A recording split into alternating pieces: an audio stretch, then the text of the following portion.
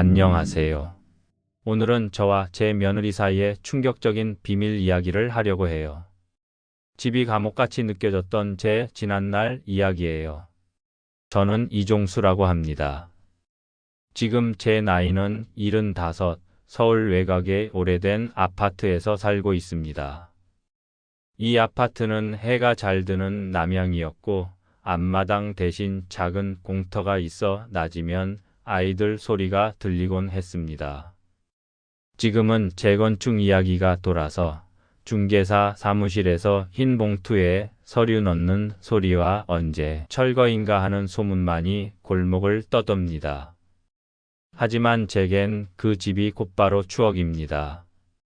이 집에서 결혼했고 아이들을 키웠고 아내와 마지막으로 텔레비전을 보며 웃었습니다. 아내가 떠나고 큰아들 민수와 그의 아내 선미가 함께 살게 된 지는 벌써 4년째가 되어 갑니다. 민수는 건설 현장에서 일하다 보니 새벽엔 어둠이 채 가시기도 전에 나가고 밤이 깊도록 들어오지 않습니다. 그 사이 집을 지키는 건 며느리 선미였습니다.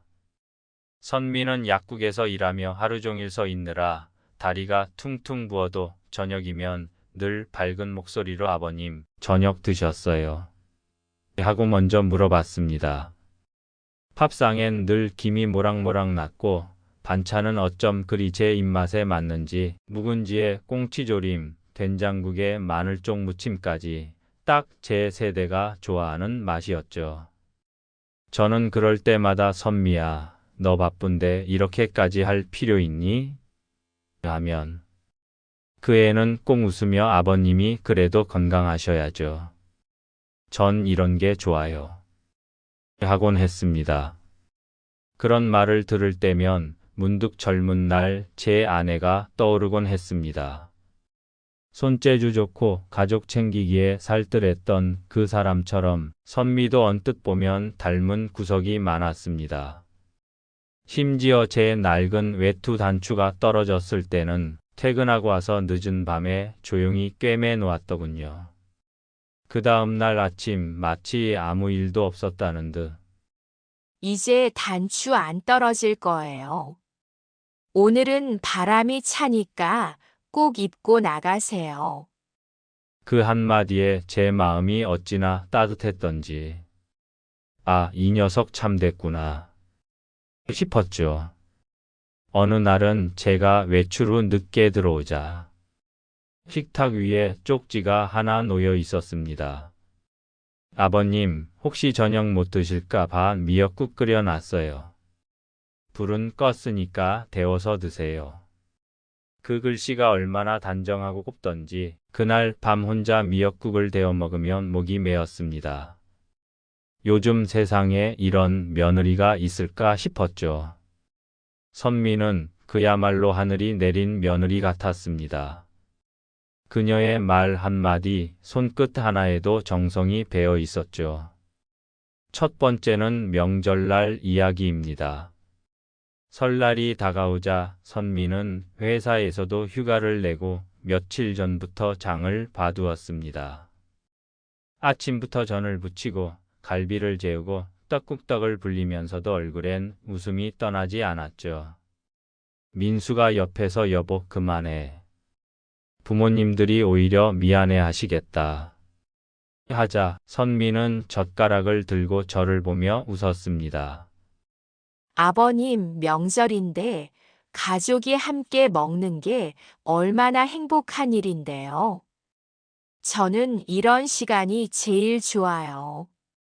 그 말이 얼마나 따뜻하게 들리던지 제 눈가가 절로 젖었습니다.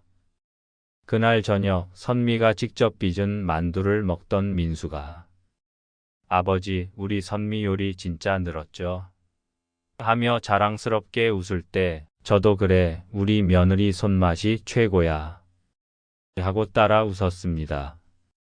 그때 저는 정말 저 하늘에 계신 아내에게 감사했어요. 여보, 당신 떠난 자리 잘 메워주는 애가 들어왔어. 그렇게 생각하며 마음 한켠이 뭉클했죠. 두 번째는 제 생일날의 일입니다. 그날도 민수는 야근이라 늦는다고 했는데 저녁 무렵 선미가 전화를 걸었습니다. 아버님, 오늘은 꼭 일찍 들어오세요. 저녁 준비했어요. 집에 도착해보니 식탁 위엔 작은 케이크와 불이 켜진 초, 그리고 아버님, 건강하게 오래오래 함께해요라는 글씨가 적힌 손편지가 놓여 있었습니다. 저는 손이 덜덜 떨렸습니다. 내 생일을 챙겨주는 사람이 이제 아무도 없다고 생각했는데 며느리가 그 자리를 채워준 겁니다. 잠시 후 민수가 퇴근해서 들어오자 선미는 제 손을 잡고 아버님 소원 빌고불 끄세요. 어서요 하며 해맑게 웃었습니다. 그 웃음은 정말 천사 같았습니다.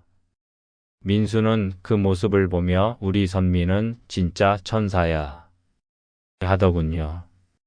그때 저도 그 말에 조금의 의심도 없이 고개를 끄덕였습니다. 세 번째는 교회에서 있었던 일입니다. 저는 매주 일요일 오전이면 근처 교회에 다니는데 어느 날 선미가 저도 아버님이랑 같이 가볼게요 하더니 그날따라 일찍 일어나 제 외투까지 다려놨습니다. 예배 중에 찬송가가 울릴 때 선미는 손을 모으고 눈을 감고 있었습니다. 그 모습을 본 교회 권사님이 며느님 참 곱네요. 요즘 보기 드물어요. 하시더군요. 그 말을 들은 선미는 머리를 숙이며 아버님이 늘 신앙이 깊으시잖아요. 제가 좋은 분을 모셨으니 복 받는 거죠. 동네 사람들도 그걸 다 알아봤습니다. 같은 동네에서 오래 산 할머니들이 저를 볼 때마다 이종수 씨는 복도 많아요. 며느리가 참 살갑네. 요즘 젊은 사람들 중에 그런 사람 드물어요. 그럴 때마다 저는 슬그머니 웃으며 예, 참 잘합니다. 고맙게 살고 있죠. 하며 허리를 곧게 펴곤 웃었습니다. 그 웃음은 누군가에게는 평온으로 읽혔을 테지요. 그렇게 세상 어느 아버지보다 복받은 사람처럼 느꼈던 그때 저는 전혀 몰랐습니다. 그 미소가 사람들 앞에서만 피는 꽃이라는 걸요. 그리고 민수가 출근해 문이 닫히는 순간 그 꽃잎이 얼마나 차갑게 뒤집히는지도. 그 평온의 첫 표면 아래 작은 금이 가기 시작한 건 아주 사소한 것들에서였습니다. 아침 식탁 위에 놓인 반찬통 속 작은 메모, 출입문 손잡이에 생긴 작은 자물쇠, 저를 바라보는 눈빛의 온도 변화. 그 모든 게 모여 서서히 제 일상을 빼앗아 갔습니다. 선미는 아침마다 제 방문을 열어주며 미역국 한 그릇을 조용히 놓고 가곤 했습니다. 아버님, 오늘은 이거 드세요. 영양제 조금 챙겨 드릴게요. 그 말투는 친절했고 반찬도 맛있었습니다. 그런데 어느 날 그 반찬통 안쪽에 작은 쪽지를 발견했을 때 저는 심장이 내려앉는 것을 느꼈습니다. 쪽지에는 빨간 펜으로 잔소리 말고 조용히 계세요라고 쓰여 있었습니다. 글씨체는 친숙했지만 그 말의 칼끝은 어쩐지 저를 향해 있었습니다. 처음에는 제 노안 탓으로 혹은 제가 잘못 본 것으로 넘기려 했습니다. 하지만 며칠 지나도 메모는 없어지지 않았습니다. 내용은 더 치밀해졌습니다. 밤에는 소리 내지 마세요. 방문은 닫아둬요. 민수가 걱정해요. 같은 문구들이었습니다. 저는 누군가 제 일거수일투족을 기록하는 기분이 들었습니다. 그 메모들은 돌봐준다는 겉말이었지만 실제로는 규칙과 통제를 심는 도구였습니다. 그리고 어느 날 제가 잠들어 있을 때였죠. 선미는 조용히 제 방문에 작은 자물쇠를 달았습니다. 밖에서는 열 수 있지만 안에서는 잠글 수 없는 외부에서만 조작되는 자물쇠였습니다. 혹시 밤에 어딜 나가실까 봐요. 라는 말로 포장했지만 그 말 속엔 밖에 나가면 안 된다는 명확한 명령이 숨겨져 있었습니다. 그 순간 저는 처음으로 이 집이 감옥처럼 느껴졌습니다. 문이 닫히는 소리는 저에게 자유의 손짓이 아닌 교살의 밧줄처럼 들렸습니다. 저를 위로하던 사람은 바로 맞은편 201호 이웃 영희였습니다. 영희 씨는 마치 동네의 작은 등대 같았습니다. 김장철이면 절반은 이웃들에게 나누어주고 동네 어르신 병원에 다녀오면 따뜻한 죽 한 그릇을 문 앞에 놓곤 했습니다. 그녀의 웃음은 손해를 감수한 넉넉함처럼 보였고 말은 언제나 정겹고 다정했습니다. 아버님, 오늘 날씨 좋죠? 조금 걸으시면 좋겠어요. 집만 있으면 답답하실 텐데. 그 말에 저도 모르게 고개를 끄덕였고 그녀는 짧은 대화만으로도 제 귓속에 연료를 넣는 듯 했습니다. 영희 씨의 방문은 저에게 작은 위안이었습니다. 선미와의 미묘한 긴장감을 영희 앞에서는 내비치지 않았습니다. 누구에게라도 고개를 숙이고 도움을 받는 것을 부끄러워하는 제게. 영희는 손수 만든 반찬과 더불어 정이라는 단어를 새겨주었습니다. 어떤 날은 엘리베이터 앞에서 영희 씨를 만났습니다. 영희는 웃으며 제게 다가와 말했죠. 아이고, 아버님 요즘 얼굴이 많이 상하셨네요. 무슨 일 있으세요? 그 말에 저는 그만 눈물이 핑 돌았습니다. 처음이었거든요. 누군가 제 얼굴을 이렇게 들여다봐 준 게. 전 얼버무리듯 말했죠. 아니요, 그냥 요즘 좀 피곤해서 며느리가 요즘 일도 바쁘고. 영희 씨는 제 손을 꼭 잡으며 말했습니다. 요즘 젊은 사람들, 말은 그렇게 해도 마음은 그렇지 않아요. 아버님은 너무 착해서 그렇지 혹시라도 어려운 일 있으면 저한테 꼭 말씀하세요. 제가 그 집 며느리 잘 알아요. 가끔 같이 커피 마시거든요. 그녀의 그 말 한마디가 얼마나 따뜻했는지 모릅니다. 그날 이후로 저는 이상하게 영희 씨에게 기대게 되었습니다. 가끔 김치찌개를 끓일 때면 그 집 앞에 조심스레 놓고 왔죠. 조금 남아서 드세요. 그러면 다음 날 제 문 앞엔 꼭 반찬통이 깨끗이 씻겨 돌아와 있었습니다. 그 작은 정이 제겐 하루를 버티게 해주는 온기였습니다. 며느리 선미의 폭력은 처음엔 말과 표정에서 시작되었습니다. 아버님, 그건 왜 또 그렇게 하셨어요? 왜 약을 제때 안 드셨어요? 그녀의 말투는 흠집 하나 없는 효심의 언어였지만 그 속에는 늘 내가 잘못했다는 전제가 깔려 있었습니다. 질문은 돌이 되어 제 마음을 두드렸고 저는 점점 답을 하지 않는 쪽을 택했습니다. 말하면 말할수록 그녀의 지적은 늘어났고 지적이 늘수록 저의 안전지대는 줄어들었습니다. 어느 비 오는 날 밤은 아직도 제 기억 속에 선명합니다. 바깥에서 빗소리가 창문을 두드리고 집 안은 전등빛에 겨우 환했습니다. 선미가 퇴근하고 들어오자 분위기는 언제 그랬냐는 듯 변했습니다. 제가 슈퍼에서 사온 작은 것을 이야기하자 그녀의 목소리는 차갑게 변했습니다. 또 자꾸 나가시면 어떡해요? 감기 걸리시면 누가 책임져요? 말은 걱정처럼 들렸지만 그녀의 손이 제 어깨를 잡는 힘은 지나칠 정도였습니다. 수건으로 제 머리를 닦아주며 손끝으로 머리카락을 쓸어내리는 것이 아니라 억지로 머리를 쥐어짜는 느낌이었죠. 손끝이 아플 정도였습니다. 그건 위로가 아니라 견제였습니다. 휴대전화는 선미가 새 걸로 바꿔주겠다며 가져간 뒤 다시 돌아오지 않았습니다. 배터리가 나가서요. 일주일만 기다려주세요.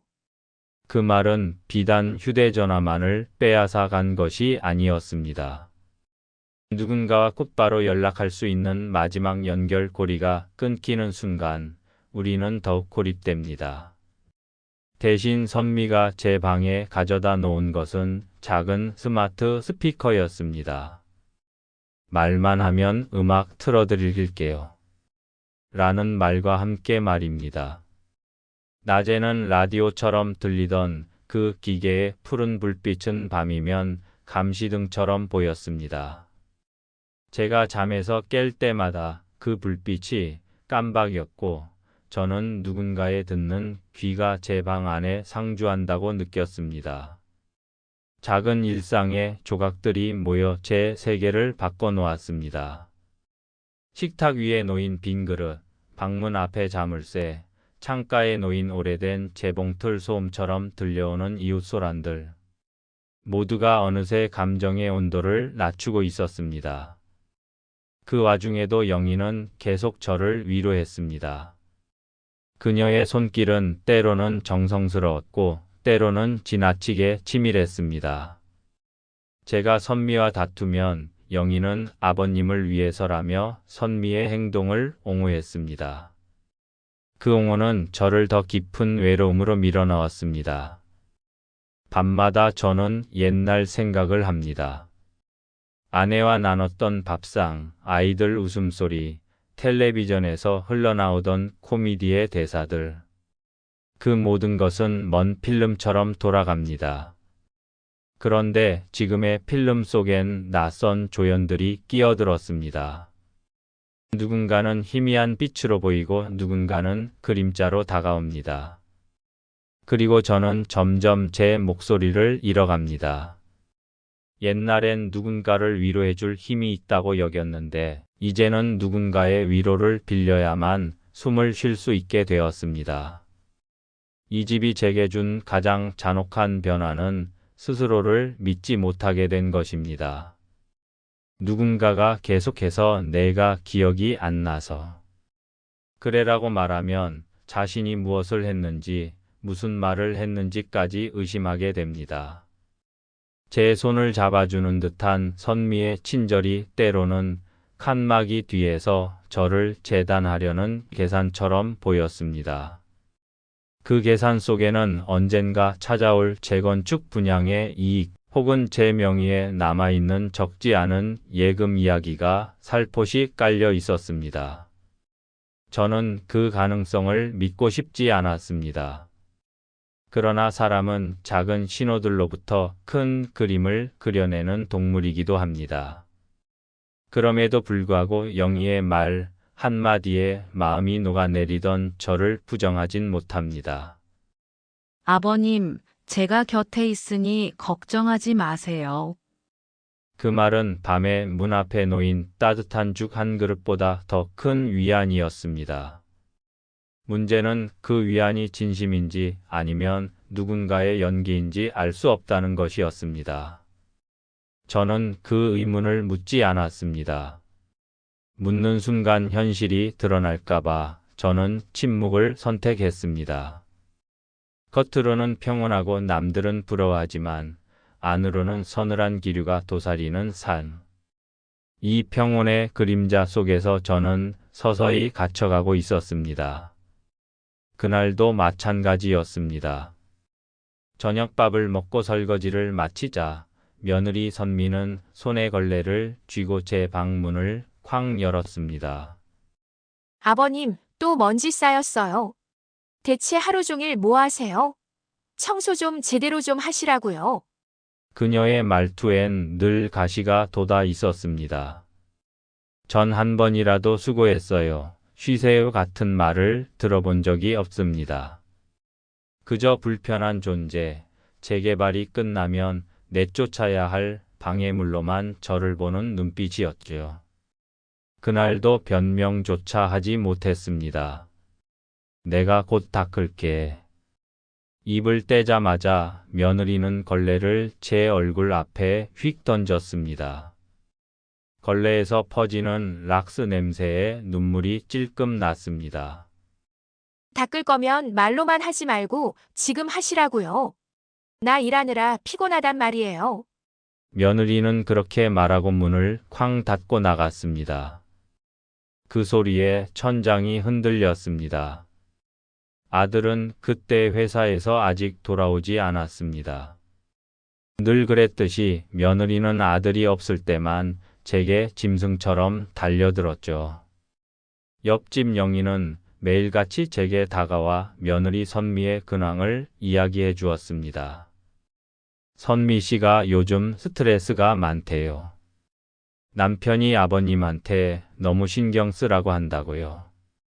너무 무리시키지 말라고 제가 잘 얘기해 볼게요. 그 말을 듣고 저는 오히려 며느리를 이해하려 했습니다. 그래, 나도 괜히 불편하게 하진 말자. 그래서 며느리가 들어오면 먼저 물을 떠주고 음식도 조금 더 차려줬습니다.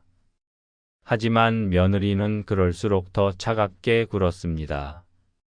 어느 날은 식탁에 앉은 아들에게 일부러 제 앞에서 말하더군요.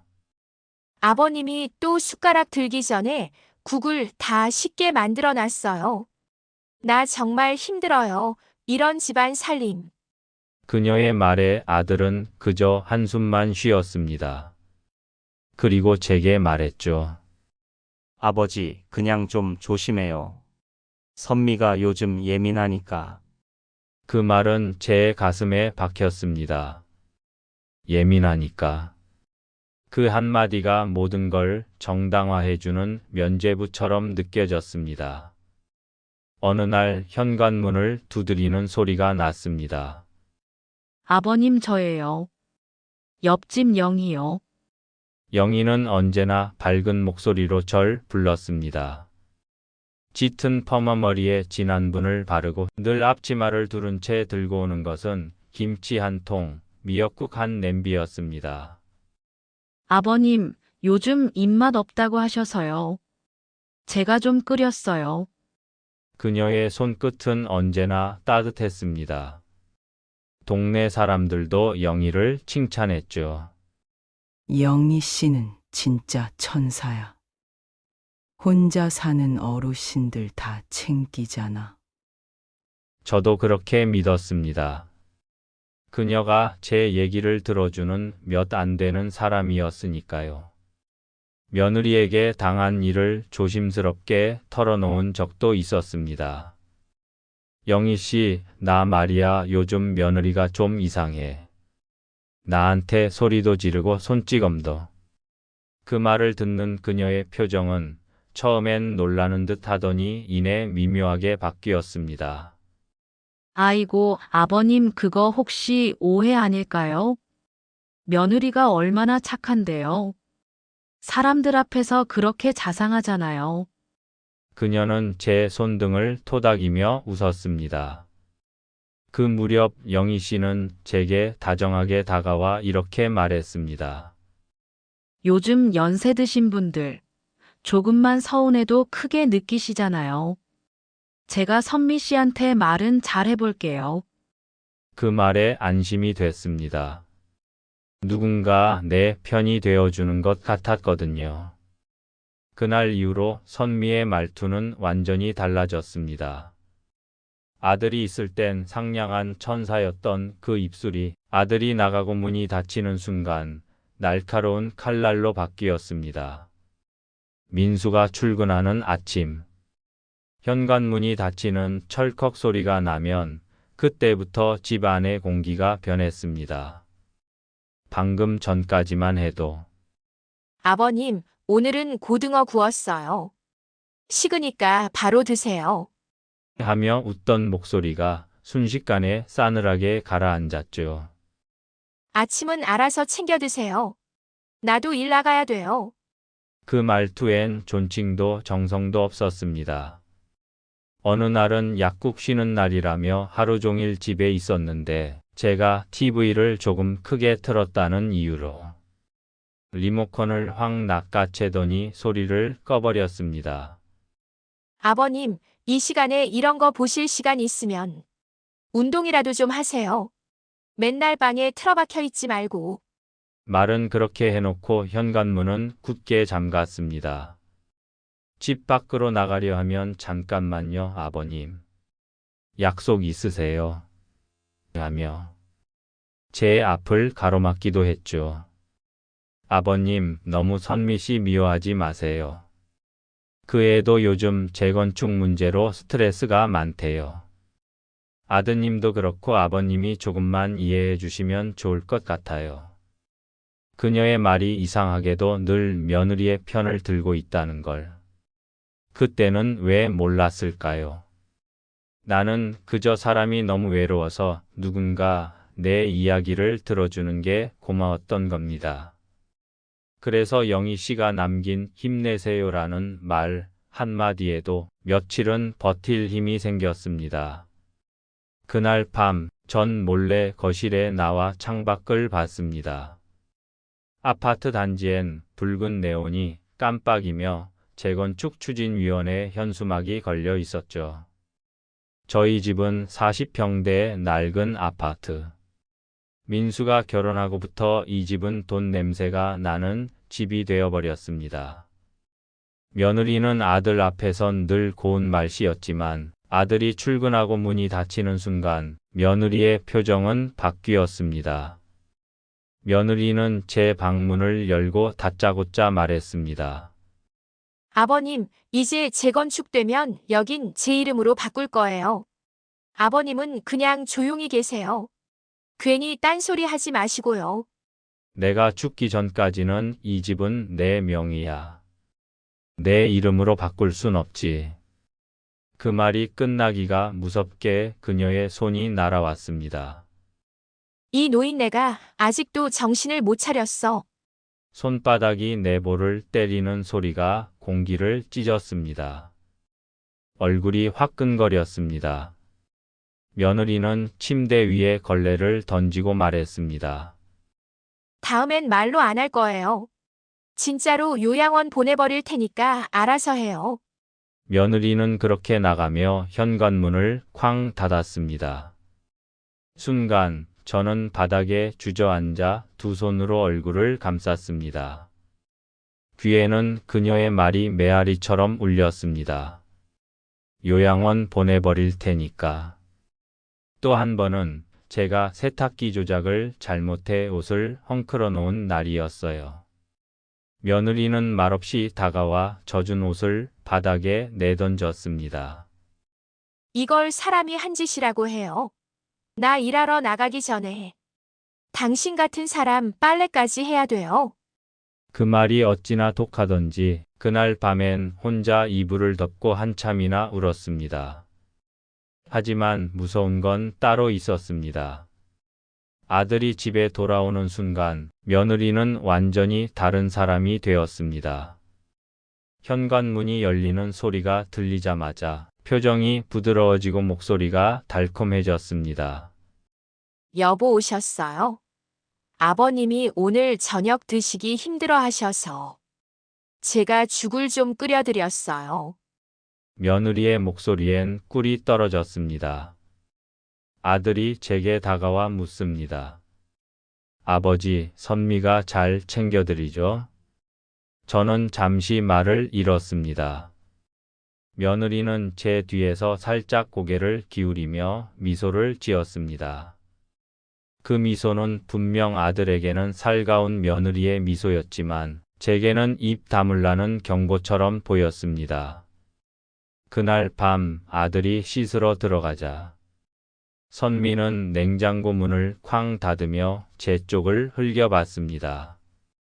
아버님, 아드님한테 쓸데없는 말 하지 마세요. 요양원 가기 싫으시다면 입 좀 닫고 사세요. 알겠어요? 저는 아무 말도 하지 못했습니다. 며느리는 그렇게 말하고는 식탁에 앉아 아들이 좋아하는 반찬을 다시 예쁘게 담기 시작했습니다. 그 손놀림이 얼마나 익숙하고 자연스러운지 처음 보는 사람이라면 누구나 천사 같은 며느리라 착각했을 겁니다. 이런 일이 한두 번이 아니었습니다. 가끔 아들이 주말에 집에 있을 때면 며느리는 일부러 제 손을 잡으며 아버님, 손이 많이 거칠어요. 제가 크림 발라드릴게요. 하곤 했죠. 그러면 아들은 감동한 듯 우리 선미는 정말 효녀야. 하고 웃었습니다. 하지만 아들이 잠시 방으로 들어가자 며느리는 손에 쥐었던 크림통을 탁 내려놓으며 말했습니다. 그 손 더럽게 왜 이래요? 냄새 나잖아요. 그리고는 하얀 수건으로 제 손을 닦아내듯 문질렀습니다. 며느리의 손길은 차가웠습니다. 말보다 더한 모욕이었습니다. 하루는 이런 일도 있었습니다. 아들이 저녁 약속이 있다고 하자 며느리 선미는 일부러 제 앞에서 아버님 같이 드세요. 저녁 맛있게 차릴게요.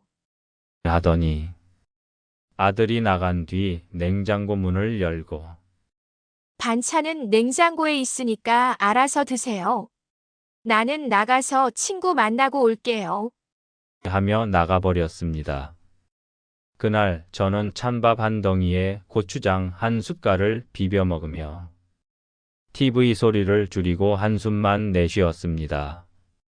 그리고 다음 날 아침 아들이 어제 잘 주무셨어요, 아버지?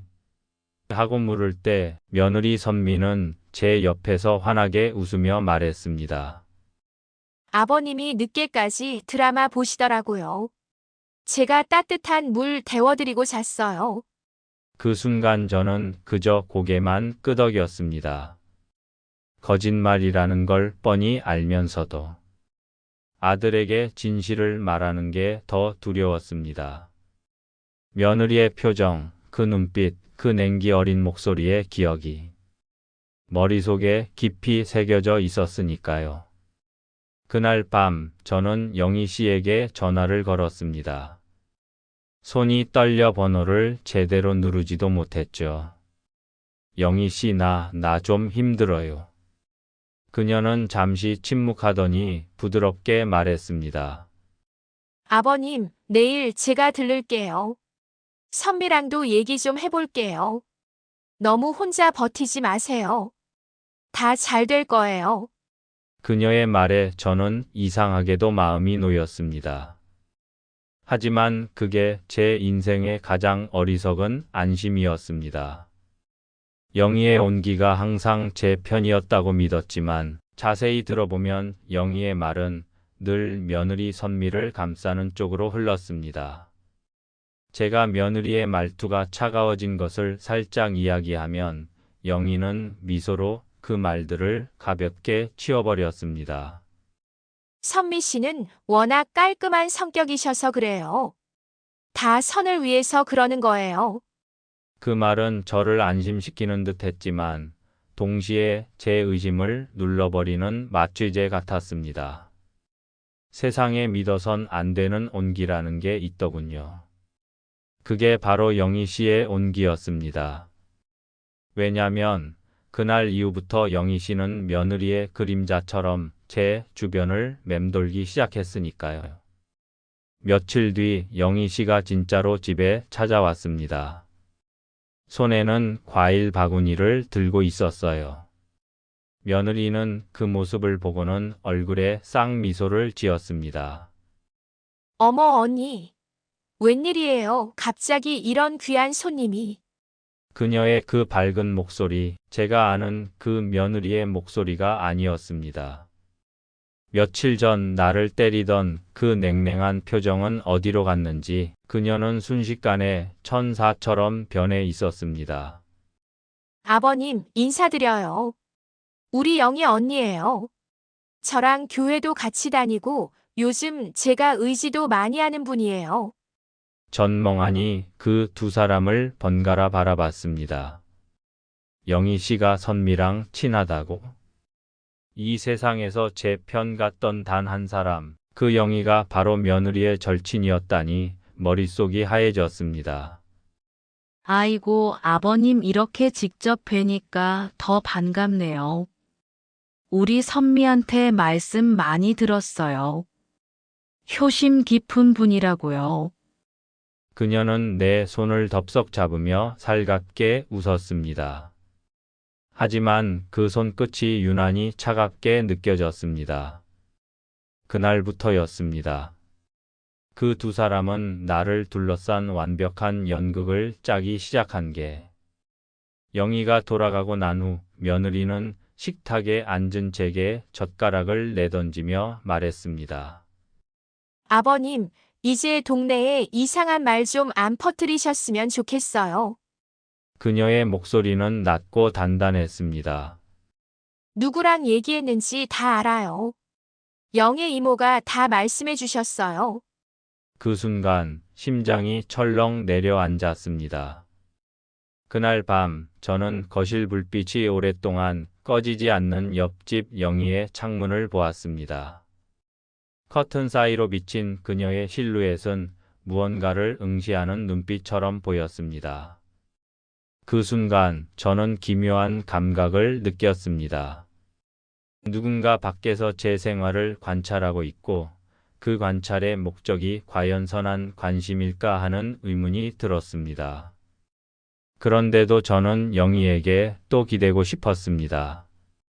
인간이란 허점들 위에 쌓아 올린 위로를 쉽게 내치지 못하나 봅니다. 바로 며칠 뒤 며느리뿐 아니라 옆집 영희의 가면도 벗겨지는 충격적인 일이 벌어졌으니까요. 며칠 뒤 며느리가 거실에서 영희 씨와 통화를 하던 소리가 문틈으로 새어 나왔습니다.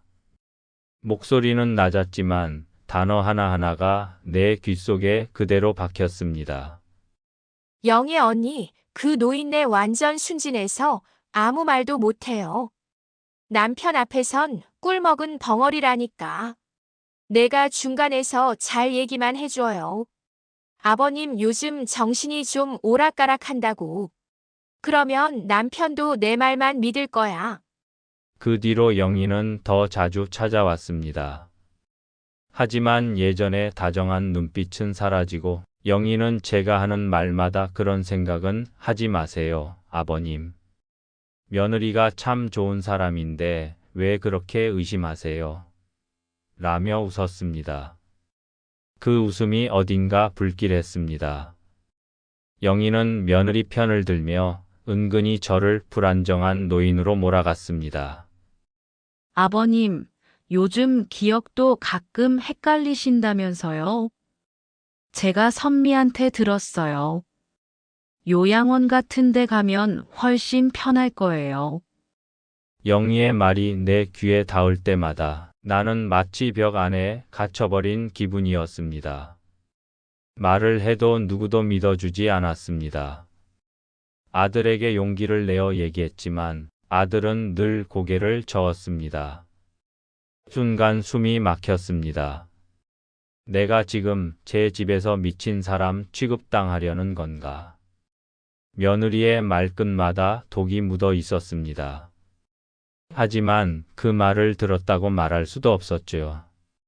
만약 아들에게 말하면 또 어떤 일이 벌어질지 뻔했으니까요. 며칠 후 아들이 갑자기 묻더군요.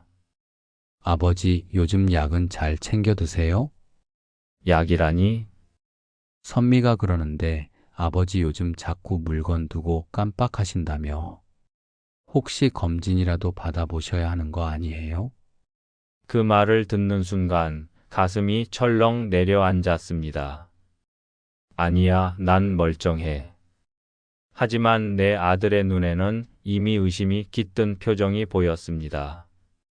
그 표정 하나로도 난 충분히 무너졌습니다. 그날 밤 나는 거울을 보며 중얼거렸죠. 내가 정말 이상해진 걸까? 시간이 지날수록 상황은 점점 더 이상해졌습니다. 냉장고에 넣어둔 반찬이 사라지고 전등이 꺼져 있었던 불이 어느새 켜져 있고 지갑 속 돈이 줄어들어도 며느리는 언제나 말했습니다. 아버님이 요즘 건망증이 너무 심하셔서 그래요. 지난번에도 커피포트에 물 대신 된장국 부었잖아요. 기억 안 나세요? 물론 그런 적 없습니다. 하지만 아들 앞에서는 아무 말도 할 수 없었습니다.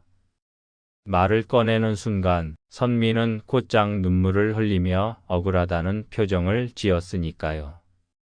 그런데 이상한 일이 생겼습니다. 어느 날은 내 방 서랍에 넣어둔 통장이 없어졌어요. 작년 아내가 세상을 떠나기 전에 제게 남겨준 5천만 원짜리 적금 통장. 그건 제 마지막 자존심이자 제 손녀 결혼식 때 쓰려고 남겨둔 돈이었죠.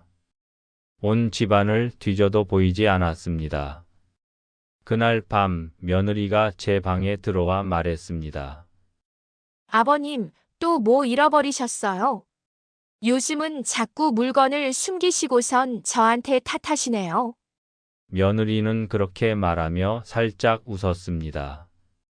그 웃음 속엔 두려울 만큼의 자신감이 배어 있었습니다.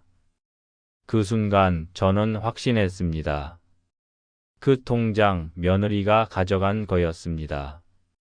다음 날 아들이 퇴근하고 들어왔습니다. 저는 용기를 내어 말했죠. 아들아, 아버지 통장이 사라졌어. 며느리 방 좀 봐줄래? 하지만 아들은 얼굴을 찡그리며 말했습니다. 아버지, 또 그런 말씀 하시면 안 돼요. 선미가 뭐하러 그런 걸 훔치겠어요. 아버지 요즘 너무 예민하세요. 그 말에 머리가 띵해졌습니다. 내 아들은 이제 내 말을 믿지 않게 된 겁니다. 며느리와 옆집 영희, 그들이 원하던 그림 그대로였죠. 그날 밤 며느리는 제 귀에 대고 속삭였습니다. 이제 곧 아버님은 요양원 가실 거예요. 그게 다 아버님 위해서니까 너무 겁먹지 마세요. 그녀의 숨결이 귓가를 스쳤습니다. 그 순간 저는 온몸이 얼어붙은 것처럼 떨렸습니다. 이제 이 집은 제 집이 아니었습니다. 감옥이었죠. 내가 지은 집, 내가 평생을 바친 그 공간이 이제는 나를 가두고 나를 미치게 만드는 감옥이 되어버린 겁니다. 그날은 이상하게도 집안이 유난히 조용했습니다. 며느리는 외출했다고 했고 아들은 회사에서 늦는다고 했죠.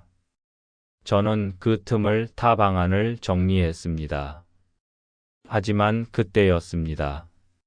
옷장 뒤편에서 낡은 녹음기가 하나 툭 떨어졌습니다. 아내가 생전에 쓰던 테이프 녹음기였죠. 이게 왜 여기에? 호기심에 전원을 켜는 순간 스피커에서 낮고 거친 목소리가 흘러나왔습니다. 언니, 이제 다 끝났어요.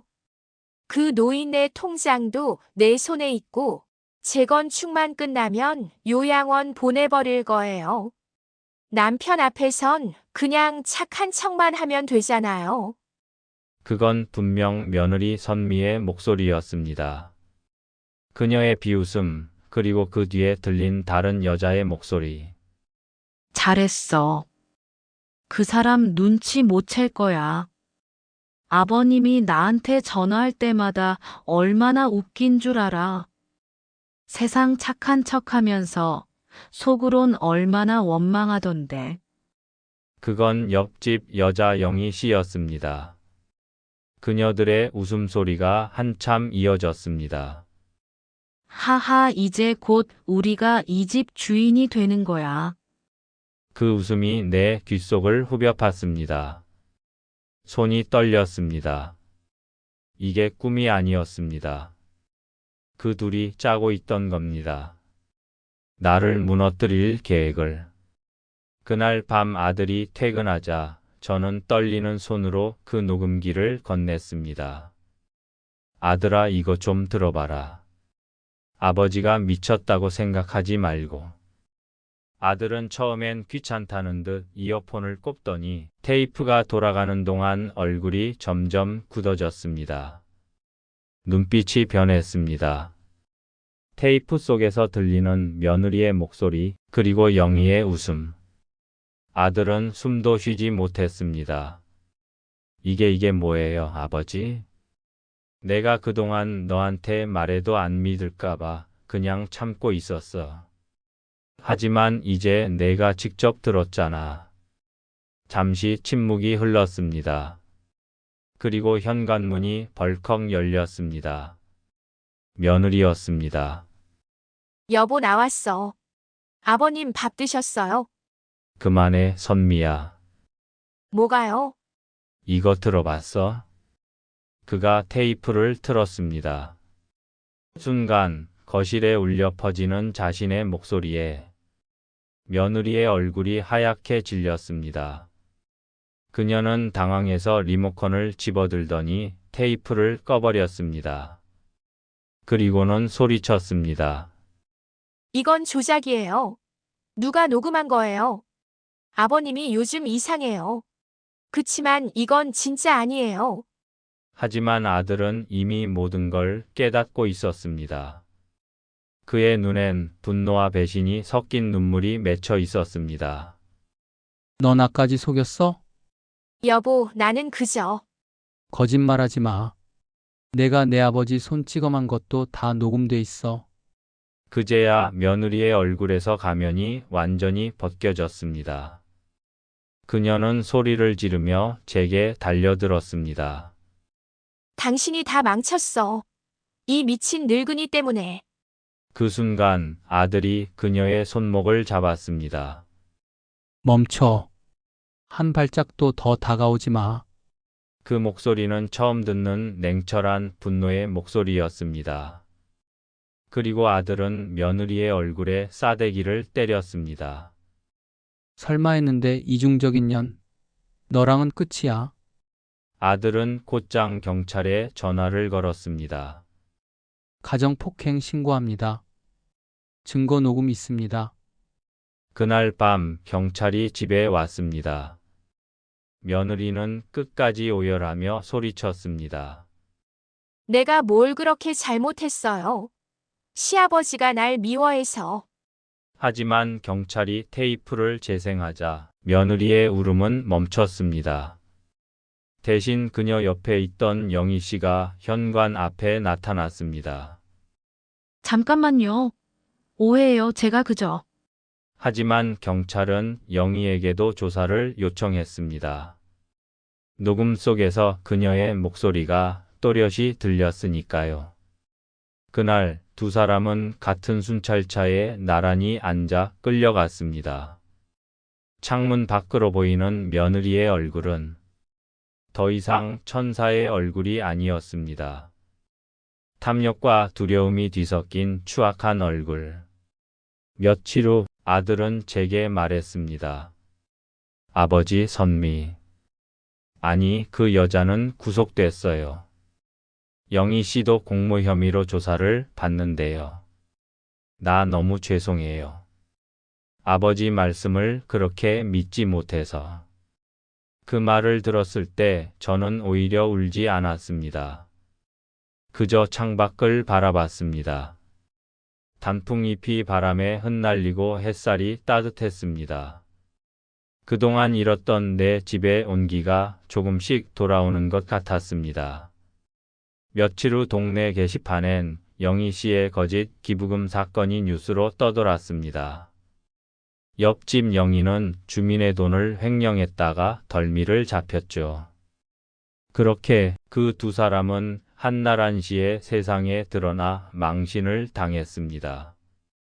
아들은 제 손을 꼭 잡으며 말했습니다. 아버지, 이 집은 이제 다시 아버지 집이에요. 내가 지켜드릴게요. 그 말에 저는 처음으로 편히 숨을 내쉬었습니다. 그리고 생각했습니다. 집이란 벽과 지붕이 아니라 그 안에서 나를 믿어주는 사람이 있어야 비로소 집이 되는구나. 며느리 선미과 이혼 영희가 경찰에 연행된 그날 밤, 나는 처음으로 불을 켜둔 채 잠들었습니다. 늘 어둠 속에서 눈치 보며 자던 습관이 사라졌죠. 그날 이후로 집은 다시 고요했습니다. 그런데 그 고요함이 이번엔 무섭지 않았습니다. 아침 햇살이 부엌 창으로 비쳐 들어오고 주전자에서 김이 오를 때마다 나는 새삼스레 이게 평화구나 싶었습니다. 며칠 뒤 경찰서에서 연락이 왔습니다. 영희와 선미의 진술이 모두 끝났다고 했습니다. 녹음 파일, 통장, 폭행 흔적 모든 게 증거로 남았다고요.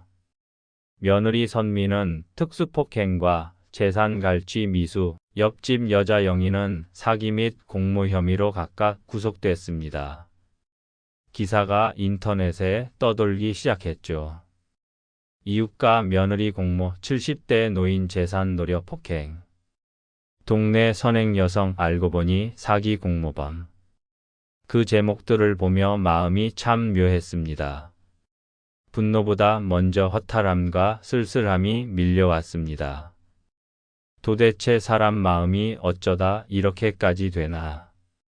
내가 세상에서 가장 믿었던 사람들에게서 이런 일을 당했다는 게 믿기지 않았습니다. 며칠 후 아들이 퇴근길에 내 손을 잡았습니다. 아버지, 요양원 이야긴 이제 그만하세요. 집에서 편히 계세요. 제가 다 정리했어요. 그 말 한마디에 눈물이 왈칵 쏟아졌습니다. 그동안 쌓였던 억울함, 두려움, 외로움이 한순간에 무너져 내렸습니다. 아들은 그렇게 말하며 조심스럽게 봉투 하나를 내밀었습니다. 이거요. 선미가 훔쳤던 통장이에요. 경찰이 압수했다가 돌려줬어요. 손에 쥔 그 낡은 통장, 그 안엔 숫자보다 더 큰 의미가 들어 있었습니다. 아내가 생전에 제게 말했죠. 당신 나중에 손주 결혼할 때 이 돈 꼭 써요. 집이란 건 벽보다 마음이 넓어야 따뜻한 거예요. 그 말이 떠올라. 나는 통장을 가슴에 꼭 끌어안았습니다. 며칠 뒤 동네 시장에 나갔습니다. 오랜만에 밖에 나가니 공기가 다르게 느껴졌습니다. 그동안 영희 씨가 가게마다 얼마나 좋은 사람 행세를 했는지 사람들은 모두 입을 모아 수근거렸습니다. 그 사람 그렇게 믿었는데 세상에. 겉으론 봉사한다더니 결국 돈 때문에 그랬대. 그 말들을 들으며 나는 이상하게도 분노보다 연민이 느껴졌습니다. 그녀도 며느리도 어쩌면 욕심이 두려움으로 변했을 뿐이었겠지요. 그걸 이겨내지 못한 사람들의 말로였습니다. 며칠 후 집 초인종이 울렸습니다. 문 앞엔 낯선 여자가 서 있었습니다. 그녀는 새로 이사 온 이웃이라고 했습니다. 안녕하세요, 어르신. 혹시 전에 살던 분이 그분 맞으시죠? 제가 시장에서 이야기를 들었어요. 너무 힘드셨다고 이제 좀 괜찮으세요? 그녀의 따뜻한 눈빛에 나는 순간 말문이 막혔습니다. 그냥 고개를 끄덕였죠. 그녀는 마트 봉투를 내밀었습니다. 안에는 손수 만든 김치 한 통과 떡 한 접시가 들어 있었죠. 이거 그냥 인사 겸 가져왔어요. 저는 이름이 지은이에요. 이 동네 나쁜 기억보다 좋은 인연으로 다시 채워가면 좋겠어요. 그 말을 듣는데 이상하게 아내의 목소리가 겹쳐 들렸습니다. 당신 사람은 사람으로 치유되는 거예요. 그날 저녁 아들이 밥을 차려줬습니다. 된장찌개에서 고소한 냄새가 올라왔습니다. 그 향을 맡자 그동안 어둡던 마음이 조금씩 풀렸습니다. 나는 젓가락을 들며 말했죠. 그래, 이게 집이지. 따뜻한 밤 냄새, 웃음소리, 그리고 믿을 수 있는 사람들. 아들은 미소를 지으며 대답했습니다. 이제 진짜 집 같죠, 아버지? 나는 천천히 밥 한 숟갈을 떠서 입에 넣었습니다. 그 순간 세상에서 가장 부드러운 맛이 느껴졌습니다. 그건 평화의 맛이었고 사람의 진심이 담긴 맛이었습니다.